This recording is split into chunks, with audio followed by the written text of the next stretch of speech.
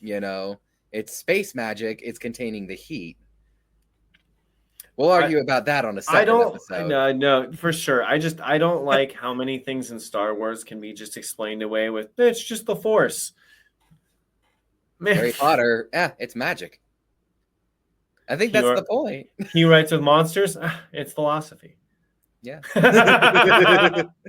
I think in this case, you have standing.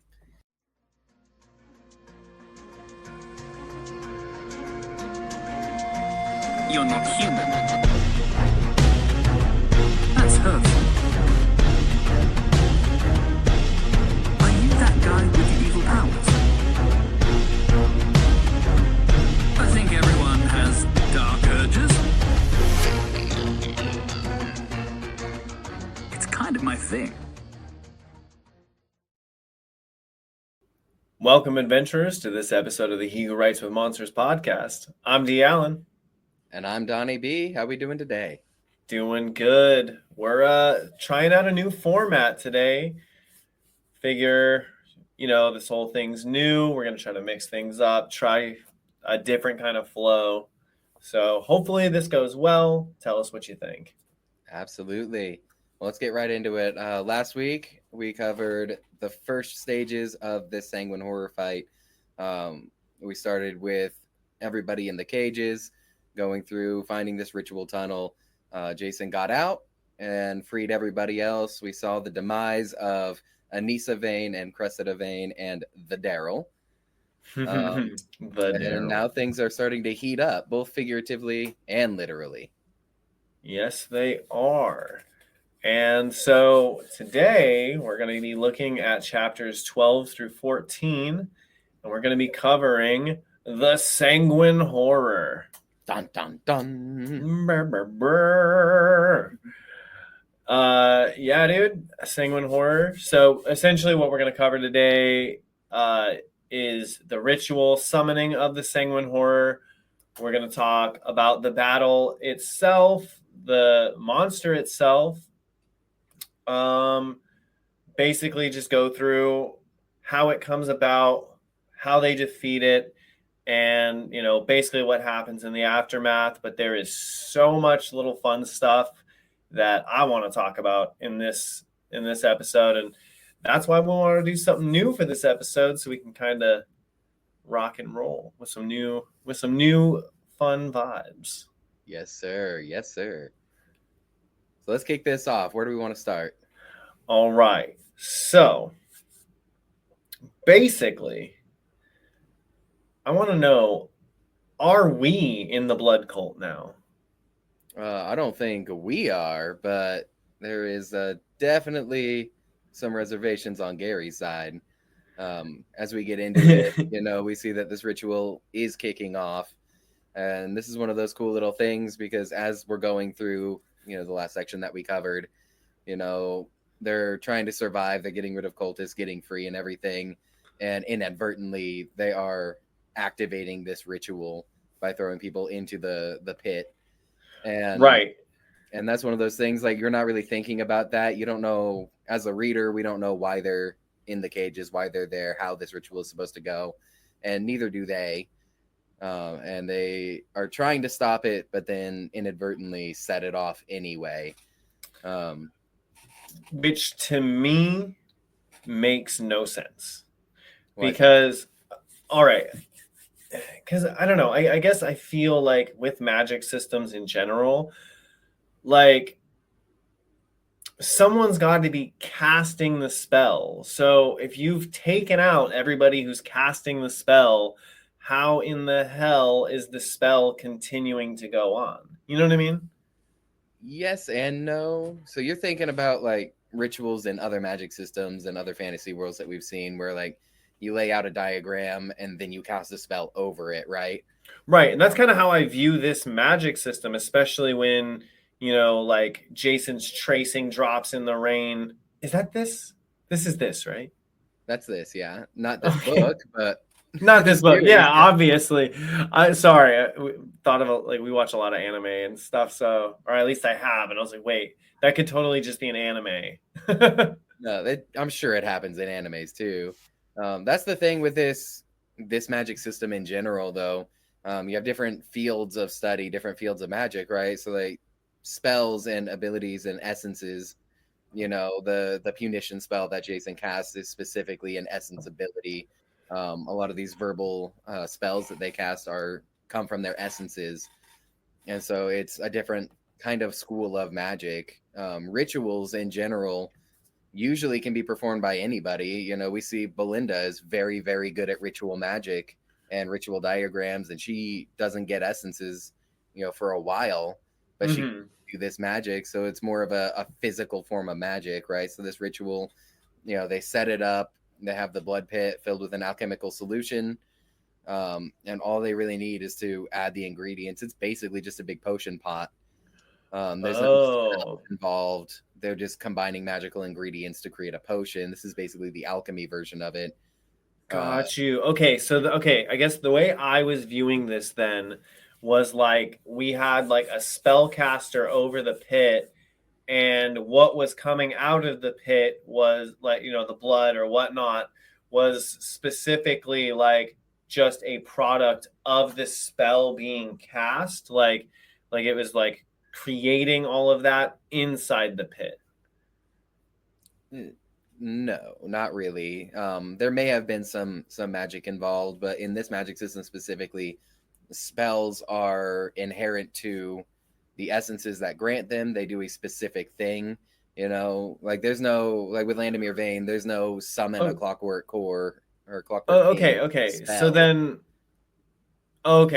So then I guess to clarify, like similar to how Landemir had the ritual circle built into his floor to disguise what he was doing. Mm-hmm. Are you suggesting it's like similar in that way, that there's like a physical magical structure in place and all it takes is someone with the right essence ability to continue activating? No, there's no essence abilities involved at all. Okay. This is basically the same as like a magic potion, right? If you add the right ingredients to a pot, you're going to get a potion. You don't need an essence ability to create the magic within it. Okay. There's no create crystal wash spell. It's just an alchemy that anybody can do regardless. Spells aren't generic in this universe. They are very specific. They do very specific things, and they're only granted via specific essence abilities. So like Jason can cast Punition because he has the essence ability that gives him that spell Punition. Nobody else can do that without that essence ability. Okay. I see what you're saying. Spells are more like attacks, whereas anybody can do ritual magic, anybody can do alchemy. There are essence abilities that give boons to that, but spells in general don't interact with rituals that way. Okay.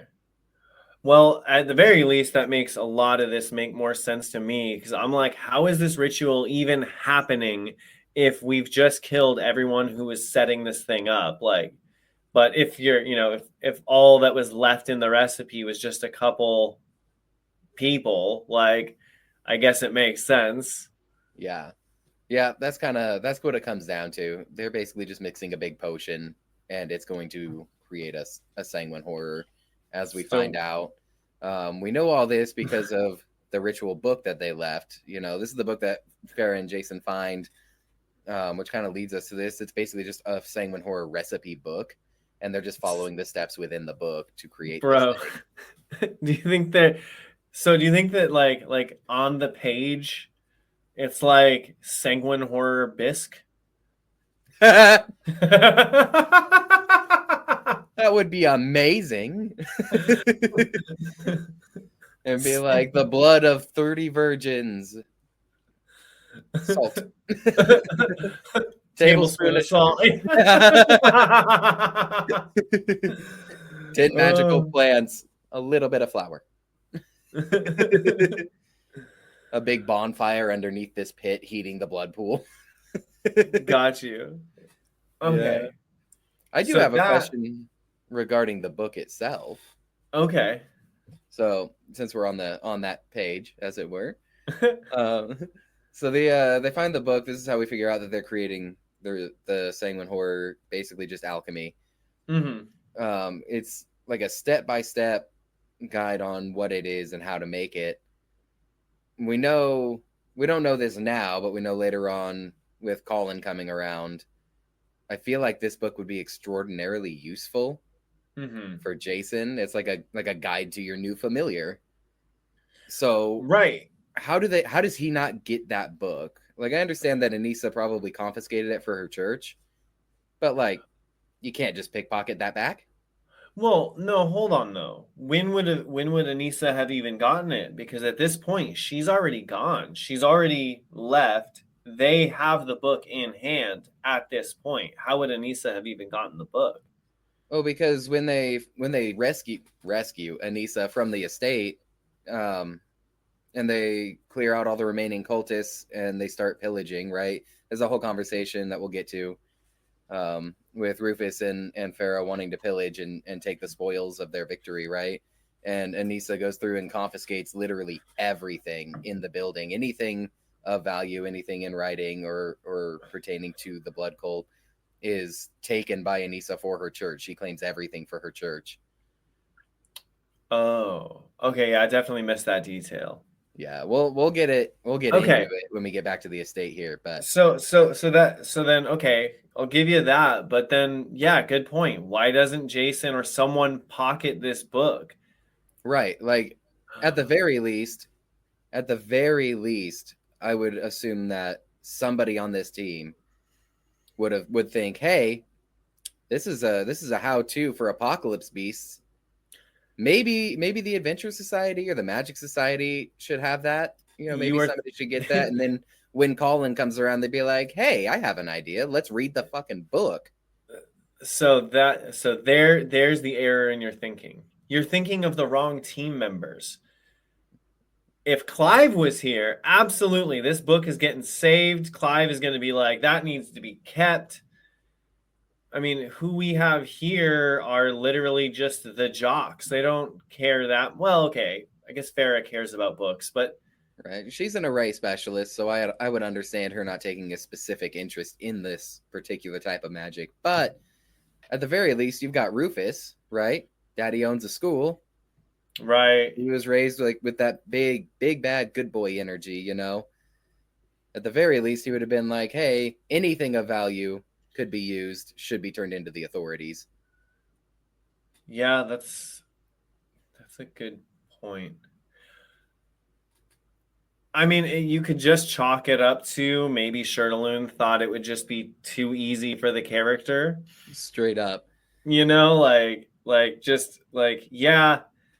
I almost feel like he does this a lot where some item or something will come up that would probably make Jason more OP, but he, essentially Shirtaloon decides that Jason doesn't get that because he's going to be OP regardless of that information.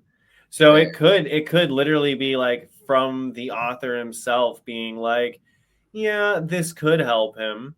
And that actually brings up something that I was thinking about. Is the book more in depth than what Jason develops through learning about the Sanguine Horror through his relationship with Colin? I feel like yes and no, right? So, as a familiar, he's going to inherently understand a lot more about Colin from like a personal perspective, like what he can do, who he is, how to communicate with him. I feel like the book, with what we see of the book, I feel like it's more of a you want to end the world for dummies type situation. It'll be a lot of the what is a Sanguine Horror, what can it do, how to control it. But that's the logic that I was getting on though, is just through his relationship with Colin, he learns a lot about what Colin can and cannot do, And then, much later, when he gets soul bound and becomes the speaker of the will, voice of the will, Voice of the will, yeah. voice of the will. By that point, I want to say that Jason has a much deeper understanding of the Sanguine Horror. But I think it's a fun thought to think like, all right, like here you have very studious text-based information that, Jason could have read, may or may not have absorbed, may or may not have helped him in the future. But through his relationship, he gets much deeper knowledge. And I don't know, I feel like that's a big potential element here that Sherloon might be getting at, that relationships and connection is going to be much deeper than just words on a page. Well, 100%. This would have been just like an iron rank aid tool. All it would have done is sped up, some of the learning curve.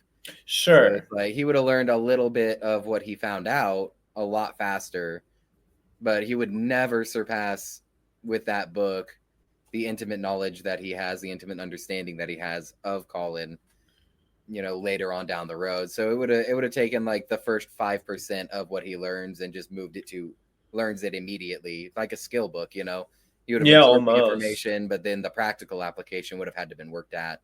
Yeah, 100%. But I think, I don't know, I think it was an interesting thought I had while I was reading it. Like, I was like, that's kind of, I wonder what would be more in depth, because like it is a full like textbook ritual book based solely around that creature. Like, oh yeah, and that I assume that would have been written like as an outside observer type situation. So it's like people who observe the Sanguine Horror or have been given knowledge about it, not somebody who actually had one as a familiar and wrote down everything about it from there.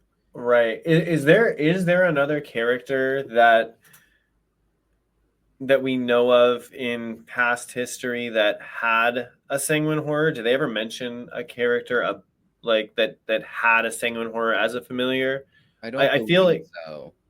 I feel like they mentioned that it's rare, but I don't think they say it's like unheard of necessarily. Yeah. But it might be unheard of. They say it's incredibly rare. I think what was specifically stated is, do you have any idea how incredibly difficult it is to get a Sanguine Horror as a familiar? Right. Yeah. I'm sure it's an endless cosmos. It's been around for longer than we can comprehend. Right. I'm assuming it has happened before, probably will happen again, but it's not something that like really is a thing we got to worry about. The most we see is the messenger using a Sanguine Horror on a planet one time, and that being the only thing they couldn't control. Mm-hmm. Getting out of hand like that. So I don't think it's a very common thing to have happen. Right. And was that it probably has. And I don't recall, was that messenger, that wasn't a familiar, like that was another summoned Sanguine Horror. Yeah, that was the same thing that is probably happening here. It's the same thing that they did with the World Taker Worms in book 10, I believe. They just use Apocalypse Beasts to get populations under control, and that was one they just couldn't handle. Okay, so this actually brings up a thought, though, about the messengers in relation to all of this. Mm-hmm. So we know that Landemir was working for the Builder cult, trying to summon the Builder. And then at the same time, we've got the Blood cult, unconnected from that, maybe, trying to summon the Sanguine Horror. Well, what if they got the book from the messengers, because the messengers deal with Apocalypse Beasts?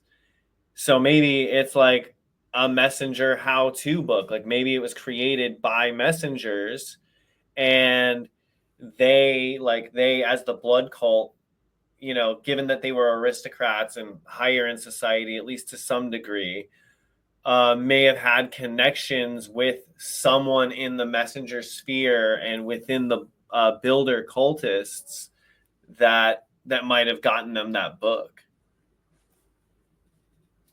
I can't say where the book came from. It is possible it was a messenger heirloom, if you will. My best guess is it was either an artifact that they had already had, or it was given to them by their god.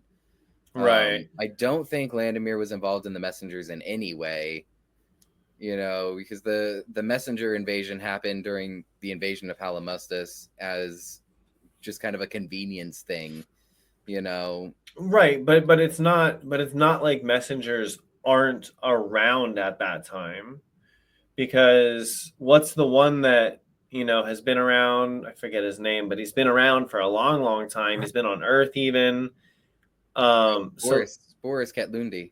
Yeah, Boris Ketlundi, that's right. Yeah, but he was on Earth at this time. He's been on Earth for he was, but I'm just saying it's not unfeasible that there would be messengers in association with the builder running around at this time, because the builder's got a lot of stuff going on, as we'll see throughout the next 3 books specifically.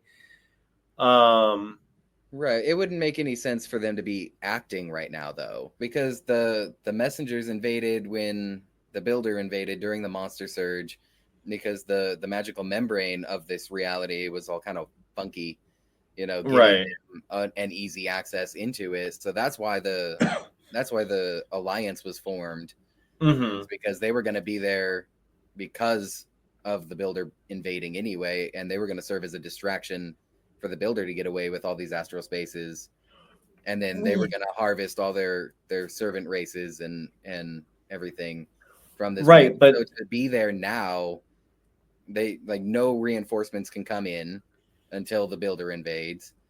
The Palimustus is at a point where they're already preparing for the monster surge, so all they have is military mobilization available to go and attack the messengers wherever they are. Right. So it's like it would be like invading a military base that's prepared for war when there's actually no war happening. The Messenger Builder Alliance, I don't think existed at this moment in time. But weren't there messengers in the builder cult itself? No, I don't think there were, because the messengers are the pinnacle of civilization. Why would they serve, the cultists? Why would they serve under a servant race? They viewed the builder cultists as a distraction for their own means. They were the decoys. They were the servants that were dying so that we could take over this world. It would go against their whole philosophy. No Astral King is going to bow to the builder cult. Yeah, okay. Yeah, that is a fair point. Now, on the blood cult and the Sanguine Horror specifically, so as they're summoning this thing, like, do you think that there was like is this going to be a familiar? Like, do you think they were trying to make it a familiar, or do you think that it was like they were just gonna like make it and set it to go out on its own, So I have done a lot of thought about this, and we talked about it a little bit. So the way that I see this all going down, right? I do believe that they're creating, actually physically creating a Sanguine Horror. We know that it's a full body. They actually make a physical body for it. We know this. Yeah. Jason loots it. There's no monster core, right? Right. What I think is happening is they're creating the body of a Sanguine Horror and then summoning the spirit of one from the astral to fill it, for the purposes of being a familiar. We know how bad this can go. We know the messengers can't even control a wild Sanguine Horror. I'm sure that would have been in the book, regardless of whoever wrote it.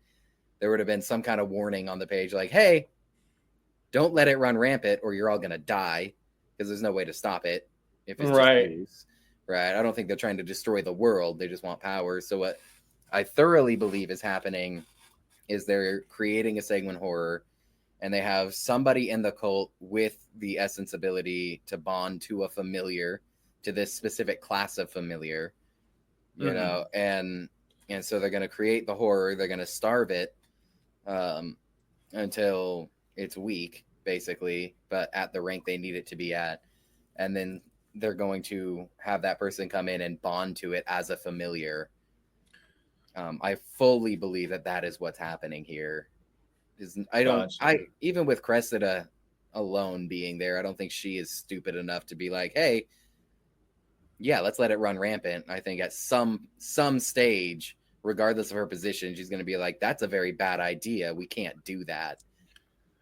You know, because I don't think she wants to die. True.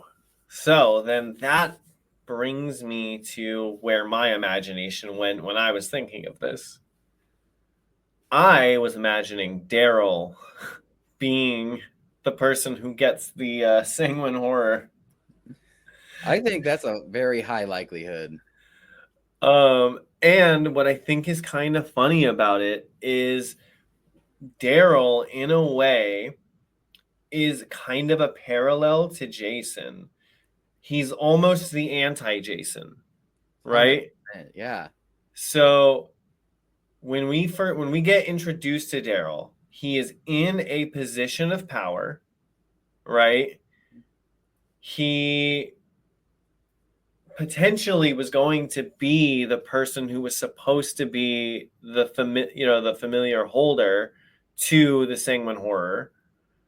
In that though, so essentially he had all the power, but at the end of the day, he really is just like a regular dude who just happens to have all this power. Oh yeah. Even when they talk about like the looks, right? Like he's bronze rank, right? Yeah. Yeah. So even at bronze rank, he's just an ordinary looking dude. And, you know, we see even as Jason ranks up to silver rank, you know, he's better looking, but he's still just an average looking dude. Right. There's a lot of parallels drawn to that. You know, he's in this power because he fell into it. Mm-hmm. If he's going to have the Sanguine Horror, to be another person with a lot of power that he happens to have, looking kind of average with a Sanguine Horror as a familiar, it basically is the evil version of Jason. Right. Like I said, he's like the anti-Jason. But the funny thing is, because he is so power obsessed, and rather he's a person with power that doesn't respect that power. You know what I mean? He's in a place of power, but he doesn't maintain his position with that power. He takes it for granted, and very obviously it screws him over multiple times in this series. Or at least the few times that we really get to see him. And then, you know, another parallel that we get later, the Builder tries to take out Jason's soul, fights like hell, absolutely crazy. Builder loses. Right around that same time, he just takes Dougal's soul. No fight, no problem, throws him away. So it's like he is everything that Jason imagined himself to be in this world. And because he essentially doesn't want to end up being a Daryl, he goes about everything completely different. Yeah. Yeah, and later on in these chapters when he says, I'm the Daryl, aren't I? You know, it's set up as the way he looks kind of thing.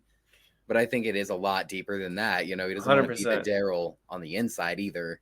Yeah. He sees what the Daryl means, you know, what being the Daryl is, and that is a weak man with a lot of power. And Jason's like, well, I'm a weak man and I'm trying to get a lot of power, but I'm not going to be a Daryl. Yeah. Yeah.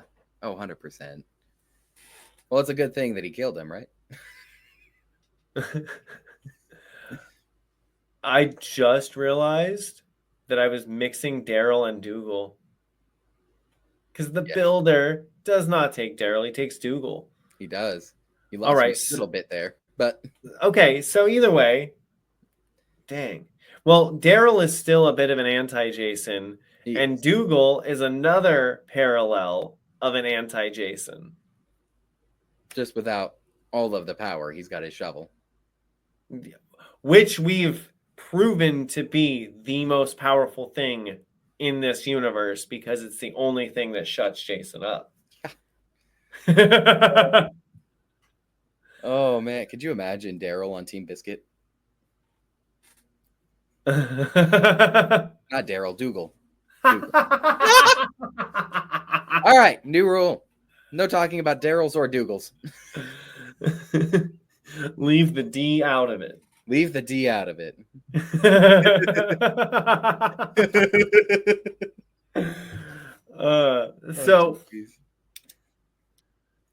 Now, speaking of parallels, the Sanguine Horror, I think, obviously is a very obvious parallel to, one of his most popular familiars in future.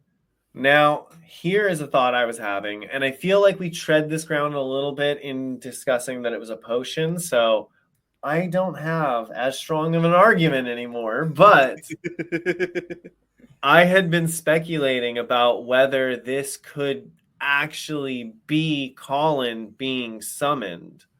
You know what I mean? Like they were actually summoning a Sanguine Horror, and I can't imagine there's too many to go around, especially when a Sanguine Horror is, a hive mind species. So you're not going to find a planet of multiple Sanguine Horrors. You'd find a planet with a horror. I don't know. They exist in the astral, which reality doesn't exist in, so there could be a bunch of just Sanguine Horror. I think there are too.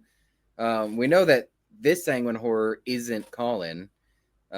We know this because I believe it's book 11, when they're talking about the fact that Jason has Colin and Gordon as familiars. It's mentioned that Colin was born, the Sanguine Horror entity was born at the exact same time that he was calling for a familiar. And that's how we got Colin. So Colin was born basically as a familiar. The same thing happened with Gordon. Gordon was born at the same time, or near the same time, that Jason was calling for a familiar. And it's a real, authentic reality assassin that he gets, which isn't very rare, or isn't very common. But that's the thing that really stood out to me in the later series books, because Colin is the same age as Jason's first ritual, to summon him. So we know that this one isn't the real deal Colin. Got you. But it is very similar. So it's possible it was a new Sanguine Horror. It could have been an ancient Sanguine Horror. It could have been just a facsimile of a Sanguine Horror sent through the astral. We don't have a lot of information on this particular one. Shoot, that's a good point. But reading through it for the first time until you get to the later books, this is a possibility. This is something that I was thinking, like it gave very much, unlock boss after you beat it type energy. 100%. Or you get this Sanguine Horror, so later on you see what actually happened. That is actually something that I thought was going to be a trope in this series, was that he was going to collect the bosses. Oh, 100%.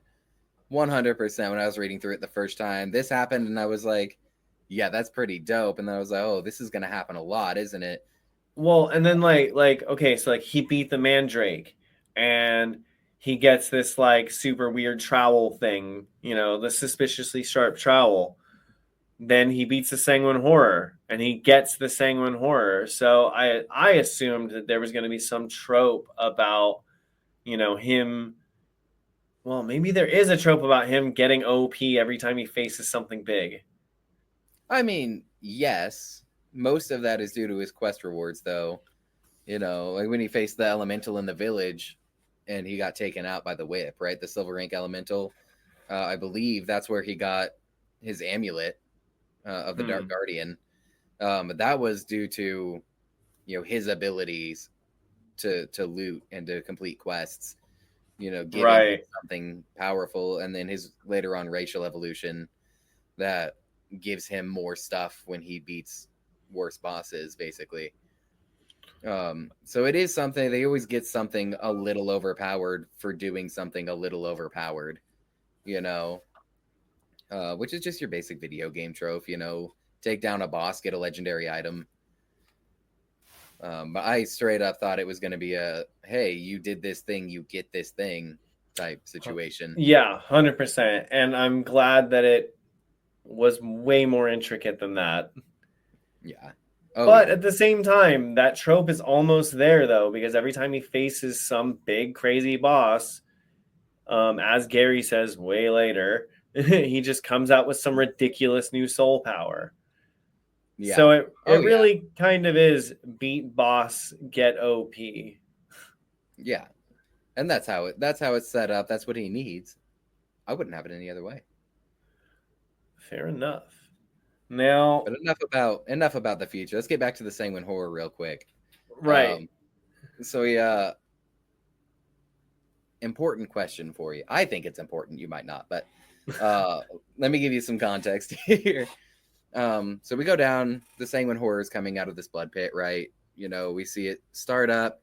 You see, leeches crawling out of the blood pool one by one. Then they pile up, and then we get to see the blood robes type situation. It has the mummy strands that come out, so we know from this that it's bronze rank, right? And reading through the series, it feels a lot like the Naga Genesis egg in book 10, where it like starts off at iron or at bronze rank and then quickly grows to silver rank in strength. Reminded me a lot of kind of what's happening here. I believe it started out as iron rank and then just grew to bronze really, really quick. So my question is, do we think that's the rank that they were shooting for? Or do you think they were trying to summon this thing at like silver or gold rank and it just didn't reach that point yet? Okay, so I do think they were going for a higher rank because, as we discussed before, I think, right, so the levels of the ritual room. Yeah. So essentially the ritual was intended to overflow and go up those levels. That's what I believe is true, yes. So I think with the feast stones that were on the cages, I think those were going to be used as like raw magic, like for the Sanguine Horror to consume, to rank himself up as the ritual continued. So with every single person that he ate, he would get more biomass and he would get more magic pumped into his system. And potentially with, the Sanguine Horror bisque recipe that we're going off of, that could be how to get its rank leveled up really quick during the summoning, like as it's being born, as it were. 100%. Yeah, I thought about this a lot too, because that's how I feel like it was meant to go. Like it would consume up the chamber and fill the chamber. And we see that doesn't happen here. I believe that those feast stones were designed to be eaten by the Sanguine Horror, consume the raw magic of feasting and boost its biomass to the maximum potential for each rank, which would fill up one level. Then we sacrifice the next person and that feast stone boosts its biomass to the next level. That's how overall I imagine. That's the only way that these feast stones make sense to me. Right. Part of this ritual, because they're not necessary to actually create the horror. Right.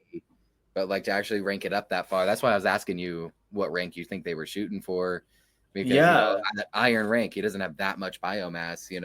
Silver rank, we see something similar to that, in the Messenger Caverns. Right, because yeah, Iron Rank, he's just literally just the leech spray. Yeah, yeah, And it's just little clump, individual, yeah, just a clump of individual leeches. Yeah. It's not until bronze rank that he gets to the mummy form. Mm-hmm. So yeah, and when I was going through it, I was wondering, like, what the hell? Like, this ritual pops off without the feast stones. What were they for? Yeah. And yeah, that seems to be the only thing that would make sense, is that it's for rank progression, because otherwise, like, there's literally no other point for them to be there. But I will say it is super lucky that Jason was collecting those as they were getting out of the cages, because if they would have gotten to those feast stones, it's totally possible that it could have gotten out of their control way before they had any time to, like, get geared up to stop it. Oh, 100%. Yeah, his casual find something, loot it type of his composure that he has, the way he goes about it is very, very lucky in this instance, because he's just finding cool stones and picking them up because they might be useful later. But Right. also he's protecting everybody from the advancement of the Sanguine Horror. Dude, and that completely on accident. He saves the day on accident this time. that is actually a really cool thought too, because it's like it could be more of that, like, inherent nature about him, being this, like, Superman thing. I know we keep revisiting it, but I think it is one of the most important themes in this work right now, is that, like, the Ubermensch Superman. Yeah.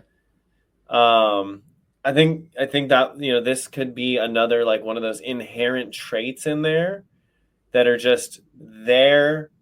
And even though he does it without thinking, he acts heroically constantly, even in ways that are purely subconscious.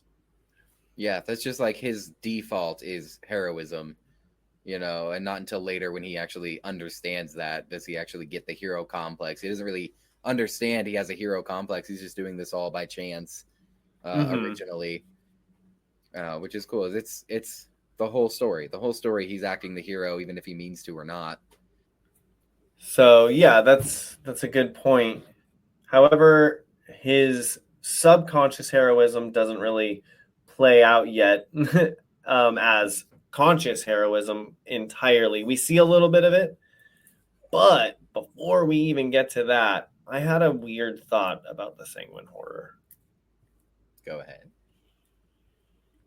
I think at bronze rank, it would be like kind of a really gross but fun fidget toy. Explain. Think about it. It's got the bandages, right? So imagine a big squishy something wrapped up, and you get to just squish it and punch it, and maybe punching it's a bad idea, but Yeah, Gary found that out the hard way. he did, but it still could be a fun fidget toy. We could count sharp. it. Well, you're being a podiatrist. Still sharp. Oh, geez. It's like a squish ball with razor blades. Yeah. Okay. No, actually, though, squish ball with the razor blades. I just caught that. Oh, yeah. Okay, that's fair. Maybe not a good fidget toy, but I actually did have a real observation about the about the Sanguine Horror. So, if indeed this thing was not going to be a familiar, I know we've basically summed that it was definitely going to be, but just a fun thought that I had, that if it wasn't going to be a familiar, I don't think it really was all that dangerous of a situation. I would agree. Because your reasons, and then I'll tell you. I was going to say, my reason is they are literally in the middle of the freaking desert. So, sure, this thing could beat the ritual, eat through everything, get out of the chamber, and then it has to cross the desert with no source of food of any sort. Now, I guess maybe bronze rank would give it some advantage, but I can't imagine that it would just blindly know where to go. Well, I feel like And not it would seek out the nearest source of food always. If you wander far enough, you're gonna find something regardless. well, sure, but like it's a desert. I feel like it would get lost in there and eventually just shrivel up and burn up in the sun, you know? I do feel like I think at bronze rank it would have the survivability factor that it would need to survive the desert. The only thing it could eat, I guess, would be just small animals, small birds that maybe here and there. Definitely would give them enough time to go find a diamond ranker to handle it. I think the biggest issue with this line of thinking is the fact that there's a tunnel leading directly to the Vane estate from this chamber. Right, but the like, estate is still in the desert though. It is, but I feel like it's a lot more well resourced than anything. It's cannibals. There's tons of meat there that it can eat to gain biomass. If it can get strong enough in this desert, it can live off the vegetation that's there and eat the vegetation, and then eventually migrate from there. It would still have to cross the desert, but if it reaches the point where it can eat all the trees and the hedges that are over here, that might give it enough strength to make it to the nearest city. That's a good point. And it's a resilient little bugger, I'll tell you. So I think it would make its way to the surface, figure out it can't do that, and then go find the tunnel. Or the tunnel's right next to the blood pool. It might just go straight for the tunnel and find anything that's in there. And then at that point, it's just a crapshoot whether or not the diamond rankers can get there to deal with it in time or not. And if it divides its biomass, now you got to track down every single last leech. Oh yeah, that would be horrible. If it gets to the surface and just decides to spread out in a radius pattern, now you've got thousands of leeches crossing the desert. You have to kill everyone individually, because if one of those leeches makes it to a town, you're done. You're screwed. You're fucked. So, dude, the leech. So the Sanguine Horror is essentially a worse version of a Hydra, or sorry, I should say a scarier version of a Hydra, with the caveat that it does need to consume to replicate. However, it is purpose-built to consume. Yeah, 100%. So it's just a scarier Hydra. It's just like it's a Hydra on hard mode. Yeah, 100%. It would have to, and we know that it can reach the point where even the strongest of messengers can't stop it. So if you don't stop it here and now, I don't think there's anybody that can stop it. Mm-hmm. Which is a good thing they stopped it then. Yeah. I mean, it really could have been spelled the end of the planet if things had gone correctly enough or wrongly enough for it to take hold before anyone could find out. Because here's the thing, okay, you can absolutely assume, sure, a diamond ranker's gonna maybe get a chance. Not if they don't know it exists. If the Sanguine Horror had overtaken everybody here in this room, that spells the end of Palimustis, period. Oh, 100%. Because no one knows that it just did what it did. And so, assuming Cressida had actually gotten this ritual to go all the way, maybe this thing ends up at gold rank, possibly 4 stones, 4 ranks, maybe.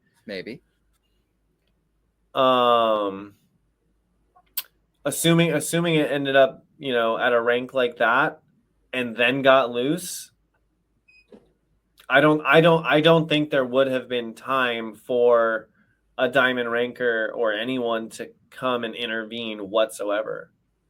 No, not at all.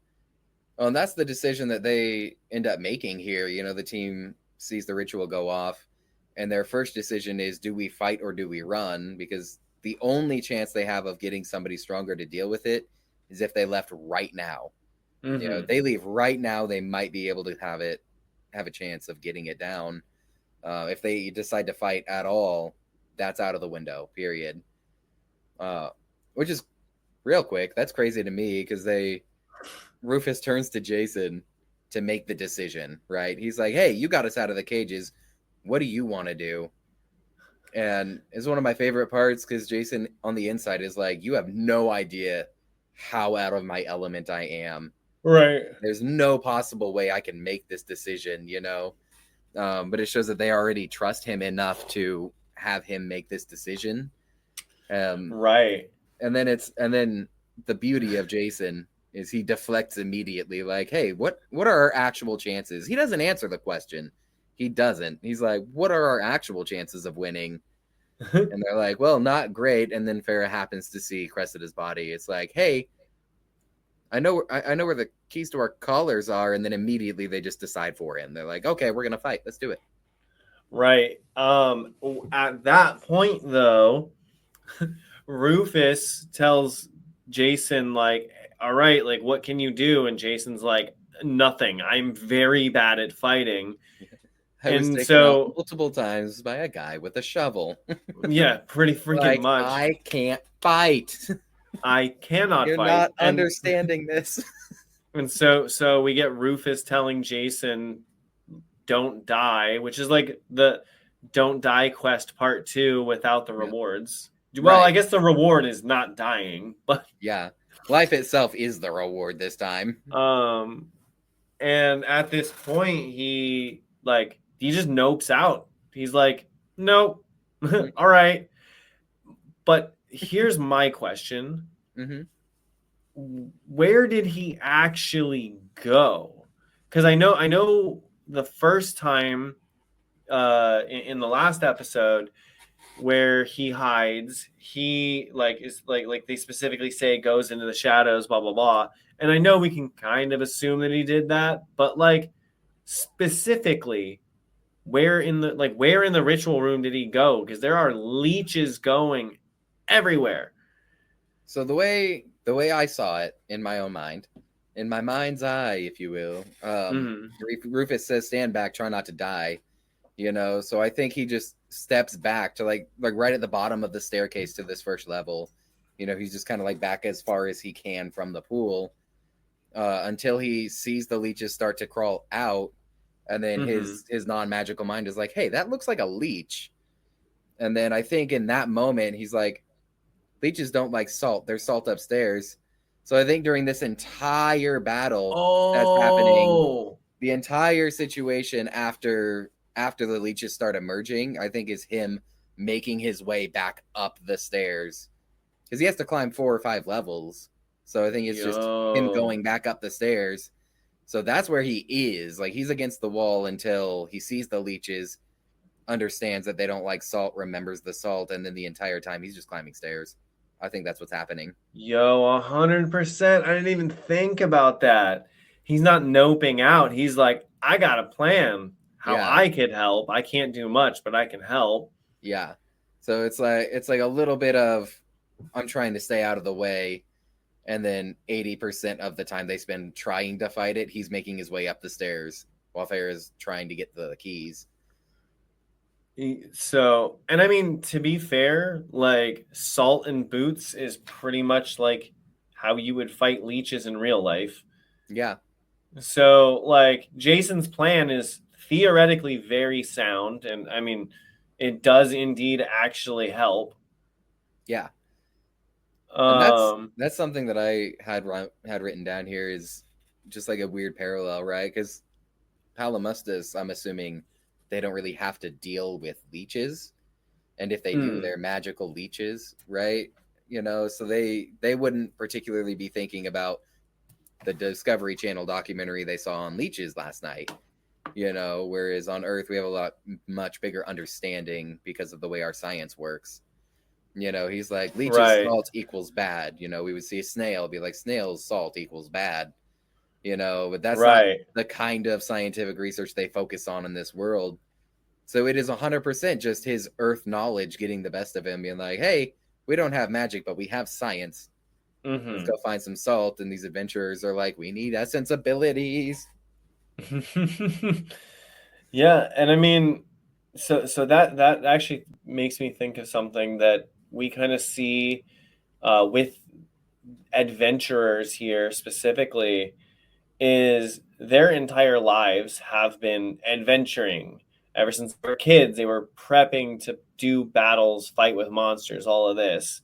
Jason very much not so. Yeah. So everyone in, like, all the adventurers, Farrah, Gary, and Rufus, they're all viewing Jason as a guy with wild battle strategies when he's literally just scared and trying to figure shit out. 100%. But even Gary comments on, after the battle, Gary even comments on him saying oh wow, you being scared, that's such a good tactic.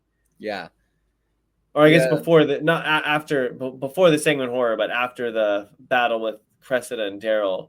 Yeah. And it's just saying oh wow, being scared, that's a fantastic tactic. Yeah, it's like, you made them disregard you completely as a threat. Like, no, I'm just not a threat, bro. And from their perspective, they're on an adventuring contract, a bronze rank bordering silver adventuring contract, and they got taken by surprise and they couldn't figure it out.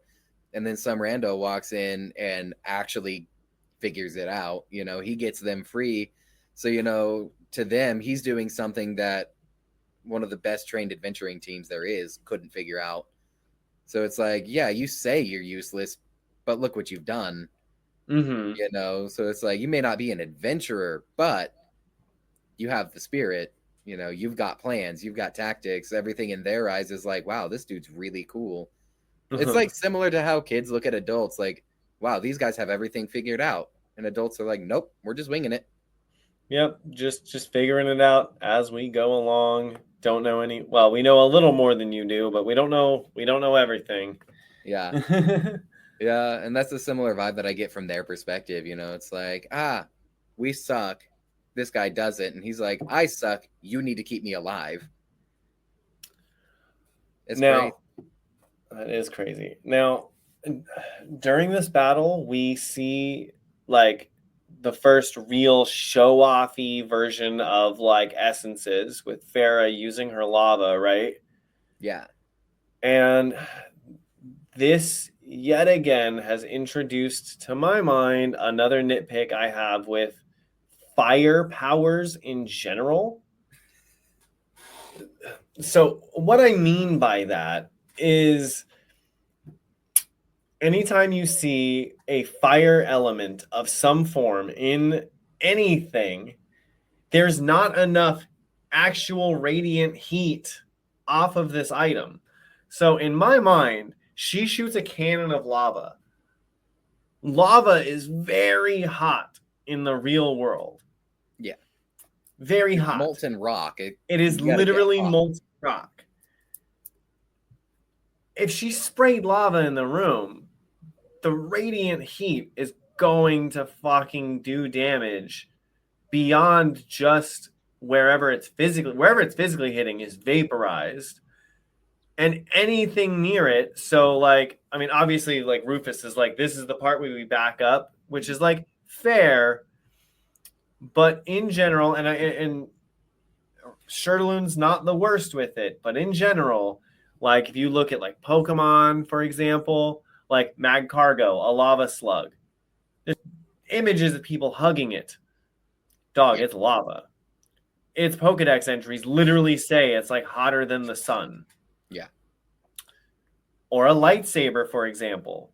If you had an object that actually did what a lightsaber does, you literally couldn't hold it that close to your body. You could hold it as far away from your body as you want, as you physically can, and it's still going to be hotter than you can handle.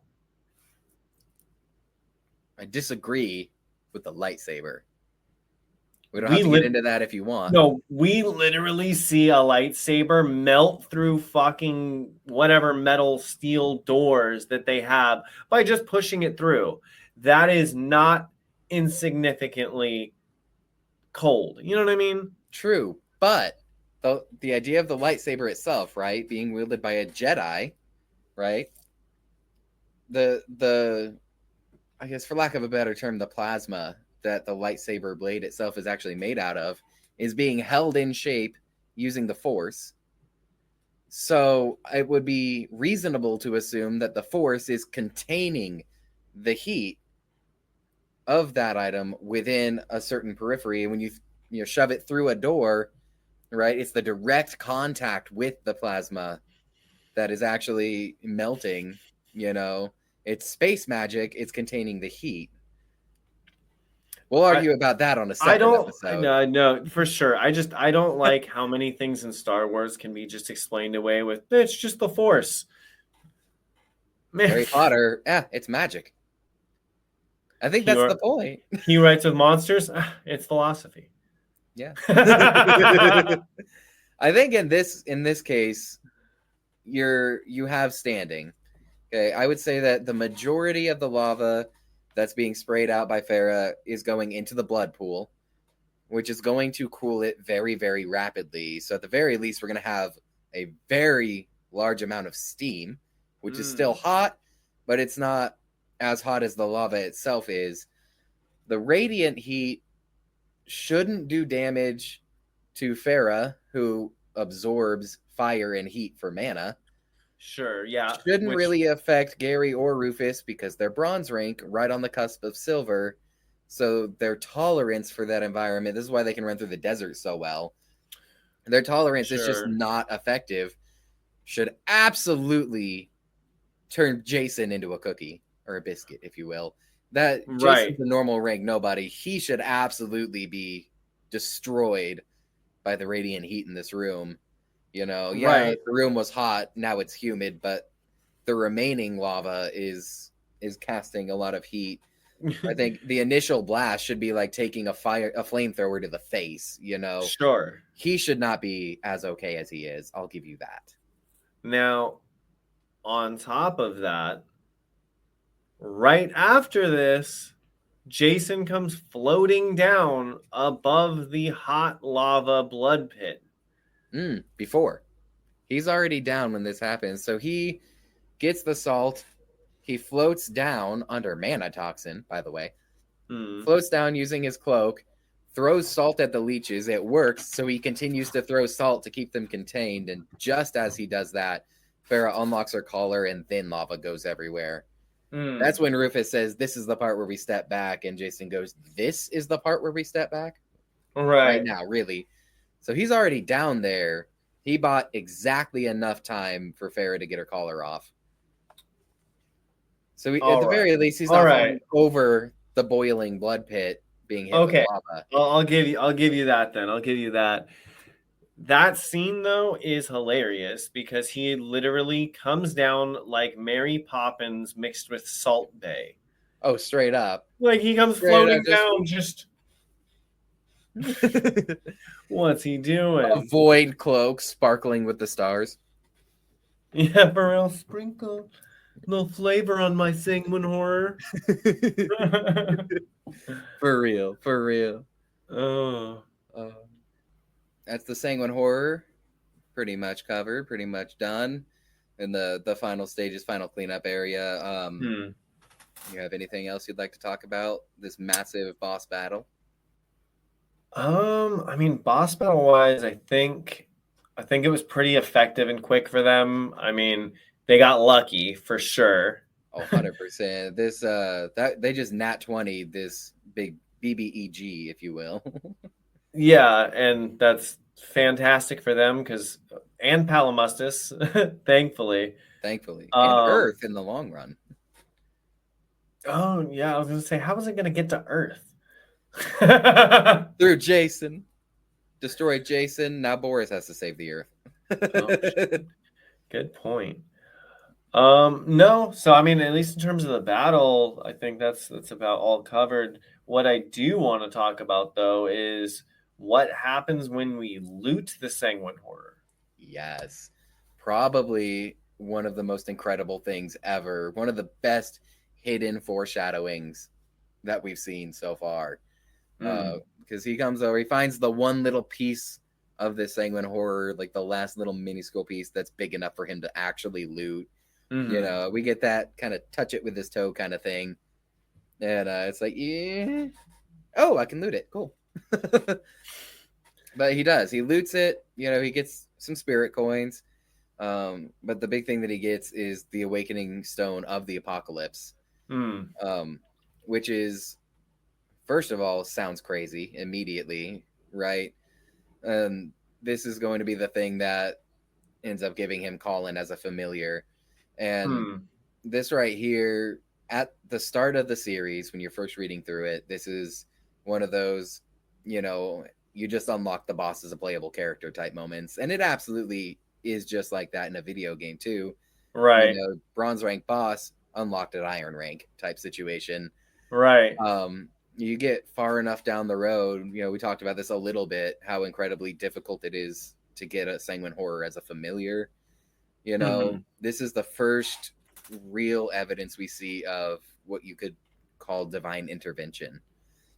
You know, like this is the, I think it was the great astral beings that allowed this to happen pretty much. You know, because he gets this Awakening Stone as part of the greater plan. Right. So was it World Phoenix that granted him the Apocalypse Stone, or was it Reaper? I don't think it's actually stated who did this. I think it's heavily implied that it was the World Phoenix. Right, because she definitely has her hand in the pot right now with everything that Jason's doing without him knowing, but she is 100% making things happen. Yeah, and it would not be that difficult to like drop an Awakening Stone real quick, you know, to tweak the magic enough to provide him with that through his looting ability. Because I know the Reaper's Blessing gave him shade. I don't think the Reaper would be in charge of giving him two familiars. He doesn't have that big of a invested interest in Jason at the moment. But it's like it's actually divine intervention that we see explained later that we don't get to really think about until way later. You know, it's mentioned here and there that it's weird that he has this, but also massive foreshadowing, and we play it off as you just unlock the boss. Now, do you think that applies to all of his Awakening Stones or just this one in specific? How do you mean? Well, so I guess he gets the Awakening Stone of Adventure right here as well for not being sacrificed. Right. Now, do you think that I guess this goes back on that like fate sensors versus divine intervention situation, I guess, where were these fate sensors giving him the Stone of Adventure based on how he's performing, like we discussed before, or are all of his stones handpicked by the World Phoenix or the divine intervention? Oh no, I don't think so. I think the Awakening Stone of Adventure comes from the fact that he's acting like an adventurer. You know, I think that's mostly like a writing style choice that so Shurtaloon gave him this Awakening Stone as kind of a prelude to, hey, you're going to be an adventurer type thing, a little Easter egg for us as the readers. And to get a power that matches that. In this world, I can't imagine the Awakening Stone of Adventure would be like that hard of an essence to see. I don't think it's like that uncommon. Right. Yeah, it's probably a relatively, actually thinking about it, it's probably a relatively common essence or Awakening Stone. Let's see if I have that written down. Yeah, it has it marked unranked common, so it's a common Awakening Stone in this world. Right. So it's not like something he wouldn't see It's just, I think it's just his looting ability giving him that particular one because of how he acted in this moment. Yeah, The other like we awakening discussed stone, before. yeah, a lot of the awakening stones that he gets in the future are, looted from specific circumstances. He's in the astral space. He gets a lot of awakening stones of the Reaper because it's the Reaper's space. He gets, dark awakening stones, and he gets plant-based awakening stones and essences. And so I think very, very few of them, the only things that are that uncommon are the familiars that he gets. He gets Gordon as a familiar, super incredibly rare. Nobody would understand why the all-devouring eye would send an actual reality assassin to Jason as a familiar. Shades came as a blessing, from the Reaper. The Reaper specifically gave him Shade as a familiar. Everything else, I think, is just circumstantial. Yeah, I guess that makes sense. Now here's just a fun little thought project for you. All right. If you were to look at your life right now and like just the way you live your life in general, what do you think would be your awakening stones? So for me, I'll let you think about that for a second. For me, so I think my awakening stones would reflect something like, my intellect would probably play in there. So I don't know, the awakening stone of intellect, and then I think music would probably, or maybe art in general. I don't know. Is there an awakening stone of the arts or something? I'm sure there is. I think you're thinking more broadly. Like, these would be essence type things. Like awakening stones are very specific. Like awakening stone of the feast instead of awakening stone of eating. Right. I am using the wrong terminology. Yeah, you'd be like awakening stone of the song, as a singer. Right. No, I was totally thinking about essences. I always get those backwards. I think this would be a very, very, very cool thing to do as a video, like a separate video. Okay. I think we can fully blow through 2 or 3 hours of what are our essences, what are our awakening stones, what are our abilities. I think we should absolutely put this down as a topic to cover as its own separate video. Yeah, that's okay. That's a good point.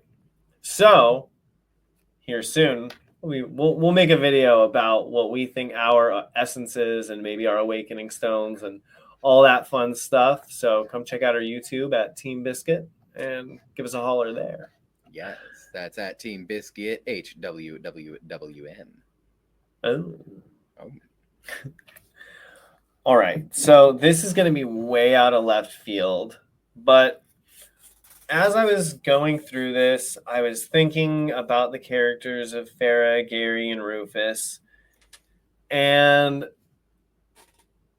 something stood out to me that I thought was really funny, but a little out of pocket. All right. So Rufus tends to have, in his conversation and banter, he tends to play, the straight-laced character, right? Mm-hmm. So, everyone's bantering, joking, and his contribution to the jokes is to say something just completely flat, off topic, or too serious, or this or that. Just a typical straight man kind of vibes to his conversation. Yeah, just like, shut up, you two, or hey, let's focus, something like that. I then found it to be really funny to think about the fact that Rufus is canonically gay in the series. Yeah. So he's a gay man who's the straight man. Yeah. I don't know. I thought it was some absurd shit that I picked up on. Yeah. Well, speaking of that, throughout the whole series, I thoroughly enjoy, we see a lot of characters that are either gay or bisexual, and you see a lot of, media out there You have TV shows and movies, who make a big deal out of the fact that they have a gay character or they have a non-normal character, if you will. Right. And throughout this whole series, it comes up a lot. You have a lot of characters that are that gay, that are that bisexual, that are straight, but it is never like made a deal of. It's just a generally accepted thing. We see when we first find out that Rufus is gay. It's like, hey, we'll have a lot of young women at this party. He's like, no, that's okay. And they're like, oh, we'll have a lot of young men there too. Yeah. It's like just Right. a little nod. And I absolutely adore the fact that Shirtaloon can write in a character that is gay or bisexual without having to explicitly promote the fact that they're gay and bisexual. It's just an accepted form. Nobody has an issue with it. Nobody makes a deal about it. It's just that's who they are, and we love them and accept them for it. We don't need to make this a big deal. Right. And it's so flawless the way that he does that. Yeah, and that is something I picked up on early on listening through this, is you do get a lot of those characters going in and out through the series, and never once is it ever made out to be that there's something wrong with them or something weird with them or anything like that. They're just another character in the story doing their thing and just being people. And I love to see that kind of representation where you can have a character whose entire identity is not just their sexual identity. Because that's a big thing in like the PC culture, as it were. It's just like, everything becomes this, like that's the gay character. That's the trans character, and then everything to do with that character is on that topic, to do with that subject. Like that, like the characters are generally there as a vehicle for that conversation, but it's like, okay, but it's ham-handed, and he does it so eloquently in that it's not mentioned. They're just characters in the story. Right. Just like in real life. It's not mentioned. They're just people. Right. No, and there's nothing that will take me out of a story faster than, this person's entire identity is the fact that they're gay. Like there's no substance. There's no anything. Like I have absolutely no issues, with people living their life, being who they are, and that's my favorite thing about this series. It's like, Rufus isn't the gay character. He is Rufus Ramore, and he happens to be gay. That is who he is, but that's not all he is. Right. And that's why I picked this out as a comment, which like I was like, that could be Shirtaloon straight memeing on the fact, like it's so common that he's going to even write, like so common in his world to just be normal with all this shit, that he's going to write a character that is literally a joke on that trope. Yeah. Because he's literally a gay man who plays the straight man. Right. That's fantastic. It's like, because you could definitely argue that him being the straight man is way more his identity than him being a homosexual man in the series. Oh, 100%. No, he is the straight-laced adventurer that was raised to lead adventurers, Yeah. And that's, like, language-wise, that's funny. Yeah, 100%. Exactly. And we've seen that Shirtaloon really does like to twist and play with language. So to me, it is not beyond me that this was absolutely the joke he was trying to make here. Oh, yeah. With Rufus as a character. Or it could even go the other way. Maybe it was never necessarily intended for him to be gay, but he wanted to put it in there to still have this as the joke, Yeah. One way or the other. Still really good, and it still really works. It does. Rufus. Let's talk about Farrah and Gary for a minute. Fairy, Very. Now, okay, but actually, in general, there's one last thing on this Okay. that we actually see implement here. In general, I think the best way to put all of that is everybody in Palamustis is just more comfortable with other people being people. Oh yeah. Yeah, So, and maybe this is because they're a society where anybody can be anything, or it could be we have more important things to deal with than who's gay and who's not.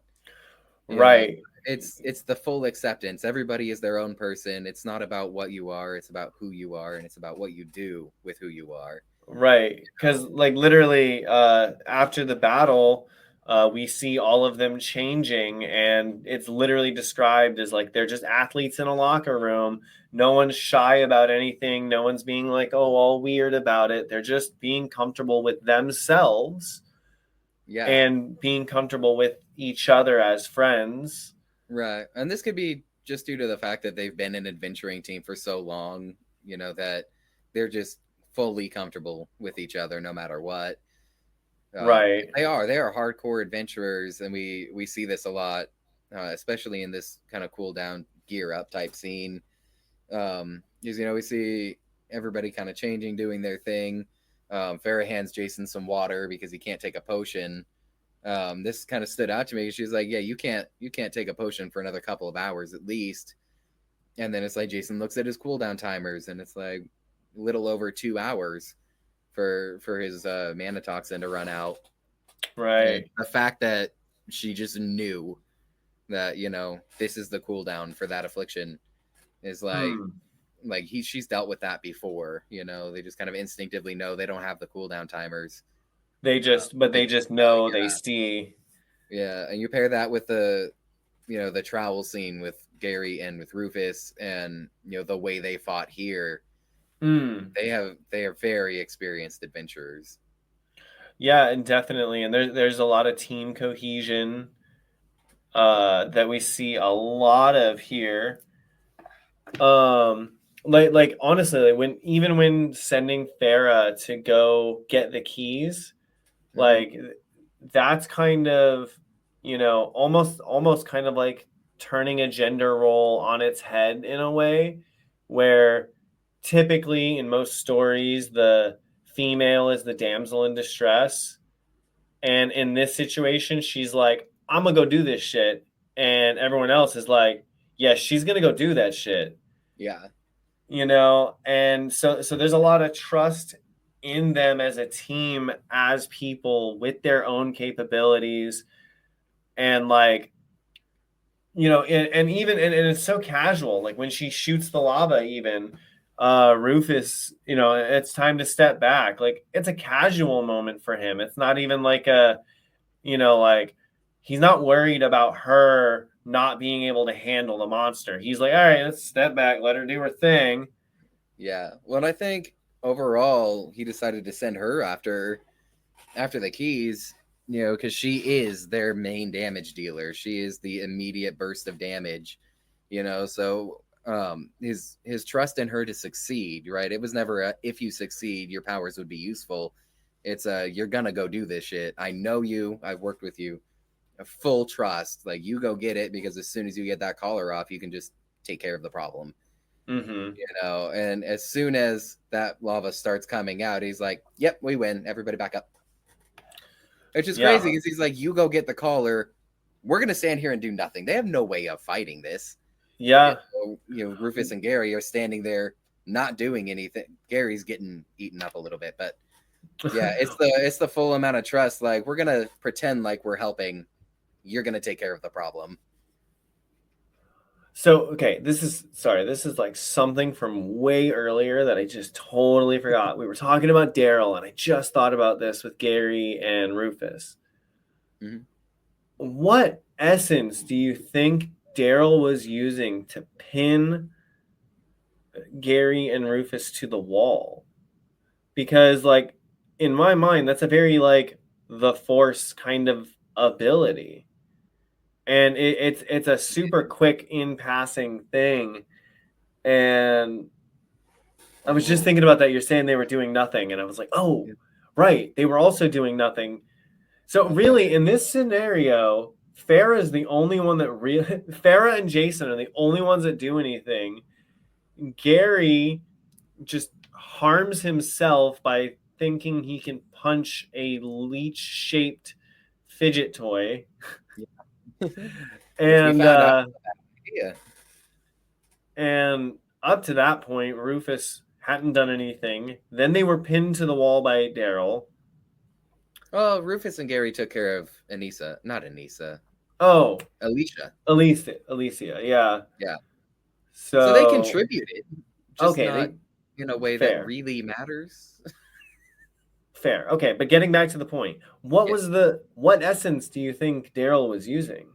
I don't know. It would have to be some kind of spell, right? Some containing magic. Oh, you're right. I'm thinking like essence power, and I'm like, what essence? It could have been. It could have been the spell that unlocked with his essence. It could be an awakening stone. It'd be some kind of prison magic, I would imagine. Right. So like awakening stone of the cage, or okay, yeah. Okay, that makes sense. Some bondage, kinky stuff. Hey, yo. We don't judge. We don't judge. Not around here. Yeah, I have no idea. Some kind of imprisoning magic, I would say.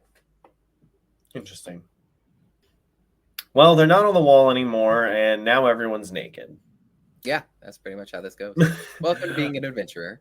Hey, and so Jason in this scenario is looking at all of them and feeling it's a real feels bad moment for him because he's looking at all of them, and like athletes in a locker room, they are cut. They are fit. Yes, sexy freaking people. And Jason looks down at himself and is like, I'm the Daryl. And remembering the connection between Cressida and Daryl, it's like beautiful high priestess, Daryl. I mean, he's like, I'm the Daryl. So, anyway, that like, this is the first time he actually puts the shirt on that he got, by the way. Yeah, seeing everybody change, he remembers he had a shirt. Like at the moment, he's just wearing pants and sandals. Right, which is funny because he made such a fuss about not having a shirt or clothing in general. I mean, I guess the pants and sandals kind of covered the clothing issue for the most part. Yeah. But like, even he's had the shirt. Brings up, like, why doesn't he have a shirt? You took his shirt away? Like, no, he just wasn't wearing a shirt. I don't know. No, super weird. Actually, though, did I tell you I have one of those shirts? Like a shirt in general? You're wearing one. Well, I'm wearing a shirt. No, I'm saying I went to Palamustis as an Outworlder, and I actually got one of these shirts. Yeah, hold on. I got to get in my inventory. Hold on. Right. So, I went to a magical universe, and all I got was vast cosmic power.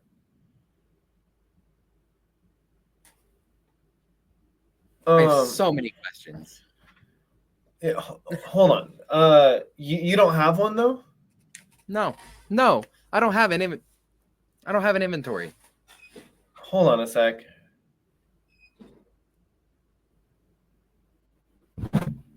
Yeah. I had two of them. Well, can I have one? Yeah, sure.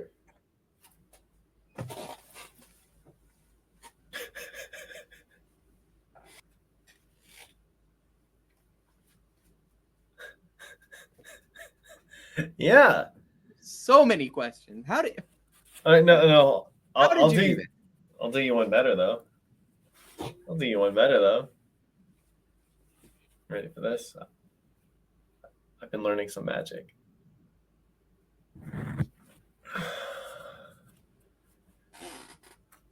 Yeah. Dude. There we go. Feels good. That was incredible. Does mine do that? Yeah, I mean, it should. Try it. How do you do it? You just throw it at yourself and it comes on? Yeah, I'll do it.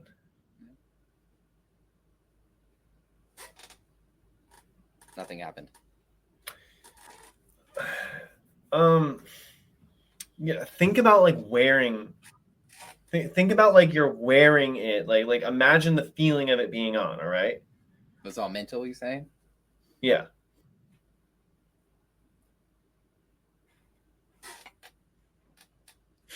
Bro. Yeah. This is the coolest thing you've ever given me. Yes, sir. I'm not gonna ask questions. I'm just gonna accept the fact that I have it and it's enchanted. For anyone listening, audio only, we just did a sight gag where we swapped some shirts on with the power of editing. Corny and but ruin fun. magic. Yeah, go check The out our magic video. was inside of us. It was inside of us all along. But yeah, so if you're listening to audio only, check us out on YouTube. Now, so I want to wrap up this podcast today with a bit of a question, theorization. So the end of chapter 14, they're talking about the difference between a horse and a heidel, right? Right. And it brought to mind a thought that, because I was like imagining what a heidel would look like, and I was like, oh, that's really weird. And then I was like wondering, are there any animals on Earth that we would have a hard time explaining to an outworlder? I mean, aside from a horse.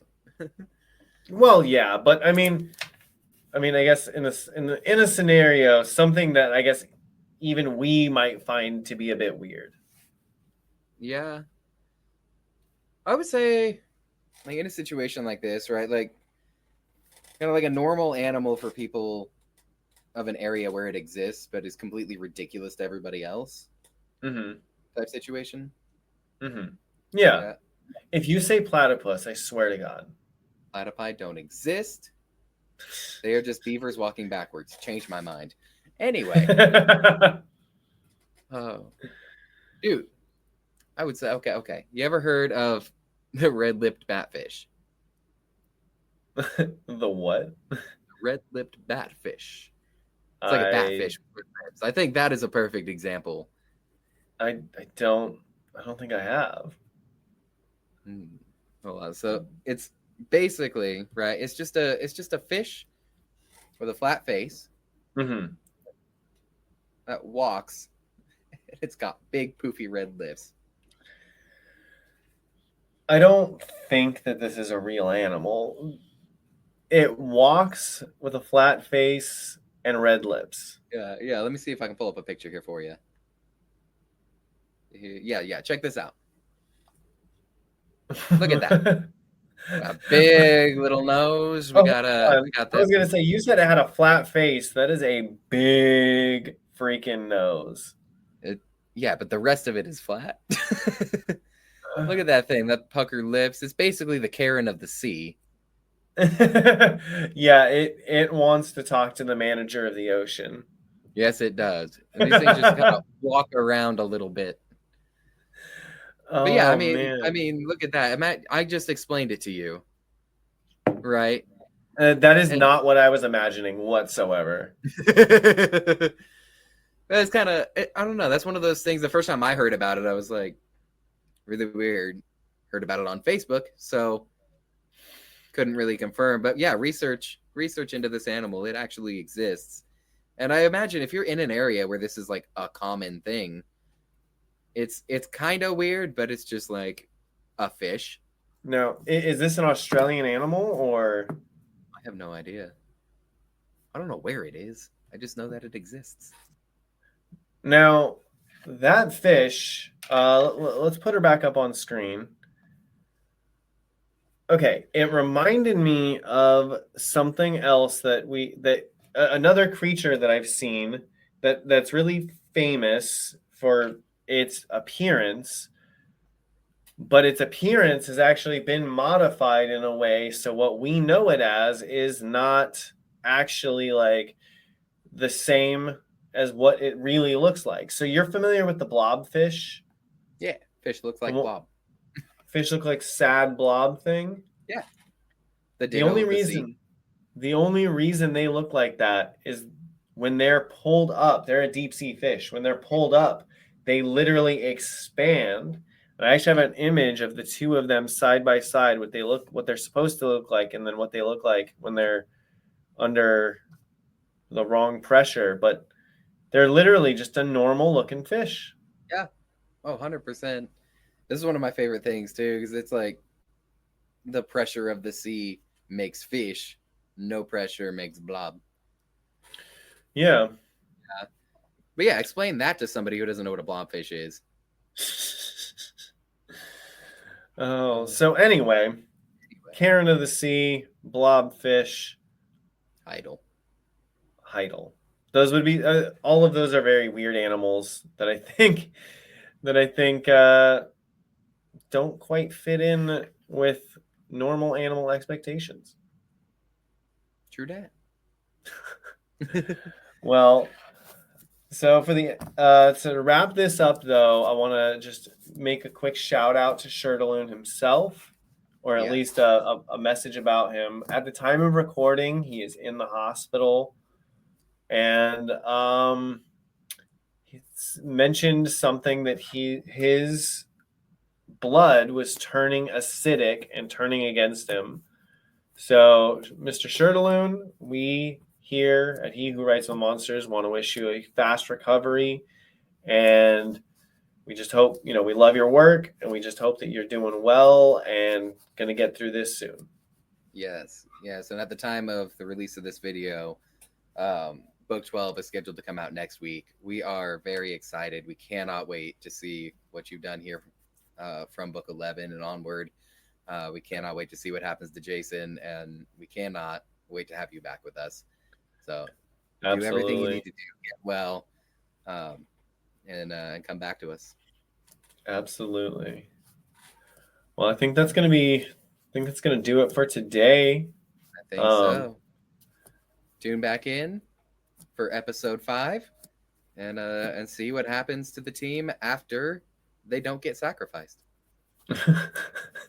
All right. Well, I've been D. Allen. I've been Donnie B. Come check us out on social media, YouTube, wherever you get your podcasts. All right. And this has been the He Who Writes with Monsters podcast.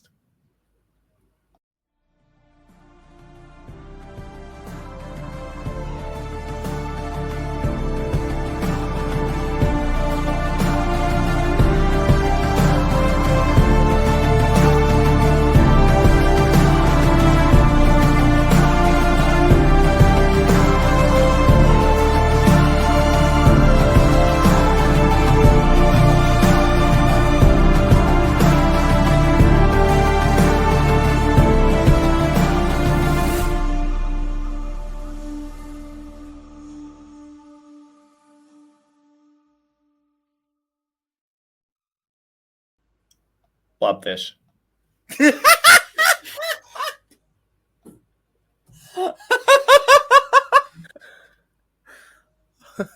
Fuck.